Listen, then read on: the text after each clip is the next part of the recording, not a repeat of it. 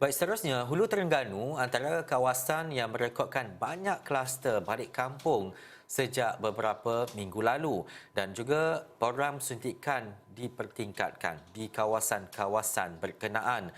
Jadi kita nak mendengar dan juga melihat kepada laporan ini, nak terus saja bersama dengan Wakil Aswa Awani Terengganu, Fazli Zai Ali. Silakan, Faz.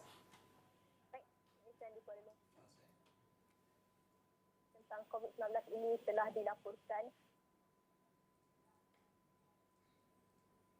itu yang masih terpedaya dengan dakwah negatif tentang vaksin COVID-19 ini. Tidak kiralah di bandar maupun di luar bandar, nasib seperti ini masih wujud.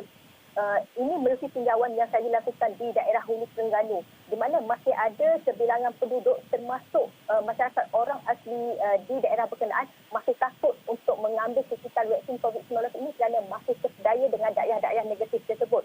Di mana Isan, kita sebelum ini di mana saya melaporkan sebelum ini, daerah Hulu Terengganu ini antara daerah yang paling lama bertahan dan sifar daripada kes COVID-19 ini bermula Mac pada tahun lalu. Namun daripada aktiviti rentas negeri dan juga ingin pulang beraya menyebabkan kawasan Hulu Terengganu ini bertukar kepada zon merah dan pelbagai kluster juga telah timbul.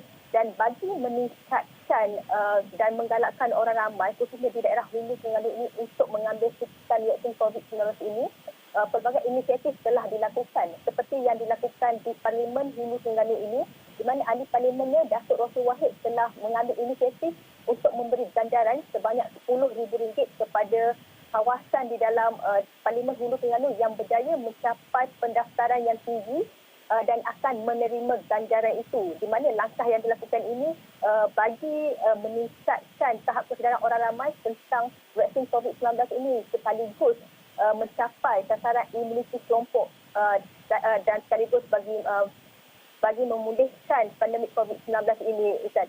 Dan sebelum itu kita dengarkan apa kata penduduk yang telah menerima suntikan vaksin ini, Ustaz.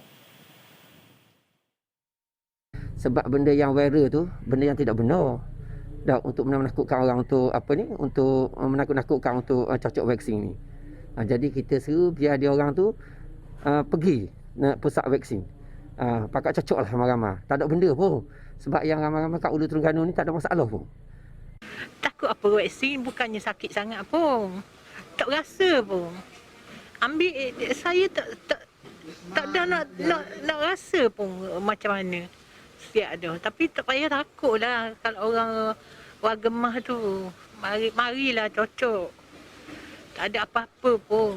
Kita mengurangkan penularan COVID-19 ni dan kita kena yakinkan juga bahawa vaksin ni selamat digunakan.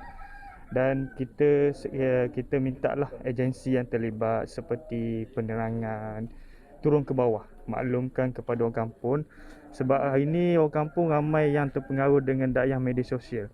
Jadi jentera-jentera kerajaan perlu memainkan peranan yang lebih peringkat media sosial dan kampung-kampung sendiri. Fazli Zai, melihat kepada apa yang dikatakan oleh penduduk kampung dan mereka yang telah pun menerima vaksin, dan pastinya bagaimana Fazli Zai melihat kepada kelancaran program vaksinasi ini, terutamanya di kawasan-kawasan pedalaman, di tempat-tempat yang telah pun ditetapkan untuk menerima vaksin dan juga penerimaan keseluruhan masyarakat di kawasan-kawasan berkenaan terhadap vaksinasi ini?